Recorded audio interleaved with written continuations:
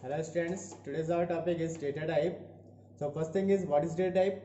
So data type is used to identify the type of data and associate the operation of handling it. It means data type का use होता है programme में किस type की data value use में ले रहे हैं, वेरिएबल्स जो यूज में लेते हैं उसका टाइप डिफाइन करने के लिए काम आते हैं डेटा टाइप्स. तो basically there are three data types used in programming language like built in data types, derived data types and user defined data types, and they are further divided in different categories like this.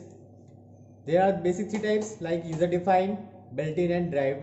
User defined have subcategories like structure, union, class and enum. Built-in have other divided in three categories: integral, void and floating point. And derived at four parts: array, function, pointer and reference. So first thing is integral. Integral को ही हम integer और character के नाम से जानते हैं, यानी integer character जो डेटा टाइप होते हैं वो किसका पार्ट होता है, इंटीग्रल टाइपिंग का पार्ट होता है. ठीक है. नेक्स्ट आपके पास आता है फ्लॉट और डबल. जो फ्लॉट डेसिमल वैल्यूज के लिए काम आता है और डबल आता है वो भी डेसिमल के लिए काम आता है. वो किसके टाइप होते हैं, फ्लोटिंग पॉइंट के टाइप्स होते हैं. डिस्कस करते हैं इनके बारे में. ठीक है. तो बात की जाए करेक्टर, तो जो डेटा टाइप्स होते हैं डिफरेंट टाइप्स ऑफ डेटा, इनकी वैल्यूज भी डिफरेंट होती है. मेमोरी के अंदर जो ऑक्यूपाई होता है इनका स्पेस डिपेंड करता है इनके साइज के ऊपर डिपेंड करता है.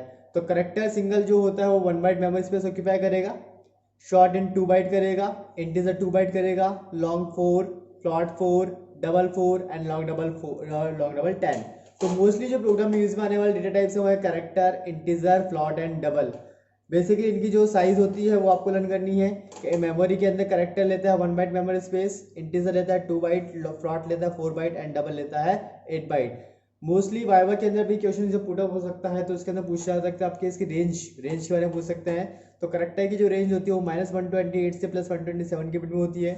इंटीजर की -32768 से +32767 के बीच में होगी. ऐसे ही आपके फ्लॉट 3.4e -38 से +3.4e 38 के बीच में होगी. ठीक है.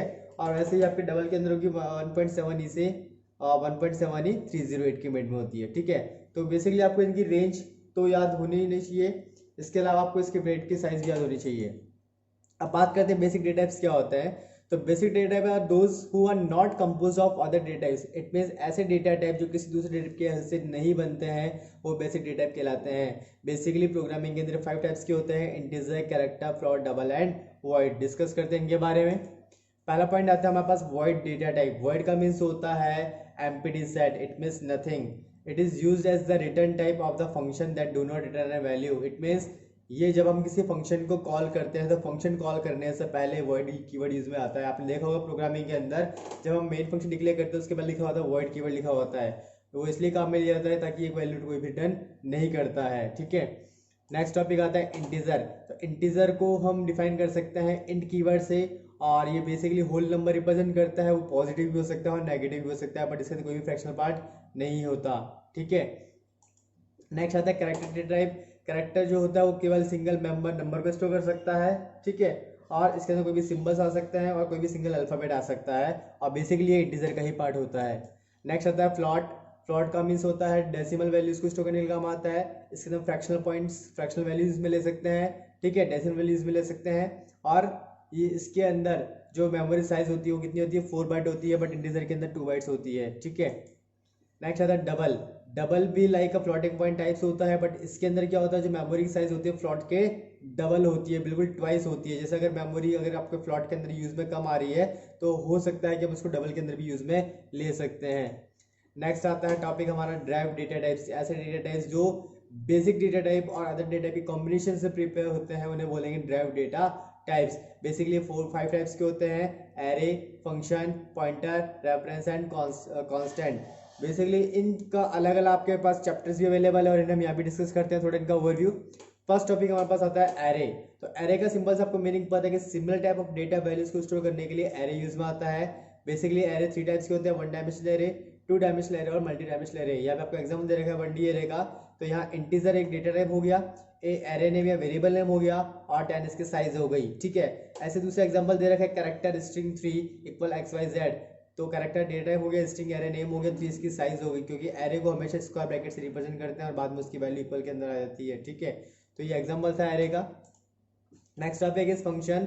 तो function is a part of program that is used to reduce the size of program. Function program का पार्ट होता है जो प्रोग्राम के अंदर साइज को रिड्यूस करने के लिए काम में आता है. ठीक है.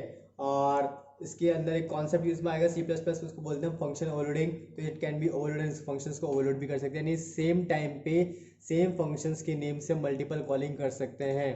नेक्स्ट आता है पॉइंटर। तो pointer can be declare and initialise in C. जैसे हम सी के अंदर प्रोग्रामिंग करते हैं वैसे ही सी प्लस प्लस में पॉइंटर को यूज में लेके वैल्यू को इनिशियलाइज कर सकते हैं। सिंपल सा एग्जांपल दिखा रखा है आपको यहाँ पे, इंटीजर एस्ट्रिक ऑफ आईपी। यहाँ एस्ट्रिक जो सिंबल है वो रिप्रेजेंट करता है पॉइंटर को, ठीक है। IP equals to and of X, यहाँ जो x वेरिएबल है वो क्या करेगा, एड्रेस ऑफ, जो एंड सिंबल रिप्रेजेंट करते हैं यहाँ पे एड्रेस ऑफ ऑपरेटर को, ठीक है। और asterisk of IP equals to 10, यानी इट मींस जो IP एक वेरिएबल था जो हमारे पास उसके अंदर पॉइंटर वेरिएबल था, उसके अंदर क्या कर देंगे 10 वैल्यू को यहाँ पे स्टोर कर देंगे। तो ये था आपका पॉइंटर। नेक्स्ट टॉपिक आता है रेफरेंस एंड कांस्टेंट। तो रेफरेंस का सिंपल सी लाइन लिखी हुई है, reference is an alternative name of an object, यानी हम जब ऑब्जेक्ट की बात करेंगे तो ऑब्जेक्ट का ही दूसरा नेम होता है रेफरेंस। और नेक्स्ट टॉपिक आता है कांस्टेंट। कांस्टेंट एक डेटा आइटम होता है जिसकी वैल्यू को हम प्रोग्राम में चेंज नहीं कर सकते। सिंपल सी डेफिनेशन हो गई, constant is a fixed value that do not change at the time of program execution. तो ये डिराइव्ड डेटा टाइप्स के हमारे अलग अलग टाइप्स थे, ठीक है। नेक्स्ट हमारे पास आता है कौन सा, class and object. Class and object का सिंपल से मीनिंग दे रखा है, फर्स्ट थिंग दे रखा है क्लास। क्लास क्या होता है, किसी भी डेटा मेंबर और मेंबर फंक्शन को एक साथ कंबाइन करते हैं यूजिंग क्लास, तो हमारा क्लास टॉपिक कहलाएगा। एग्जांपल दे रखा है, सिंटैक्स दे रखा है, क्लास, क्लास का नेम। क्लास एक कीवर्ड है, नहीं क्लास को भी नेम हो सकता है।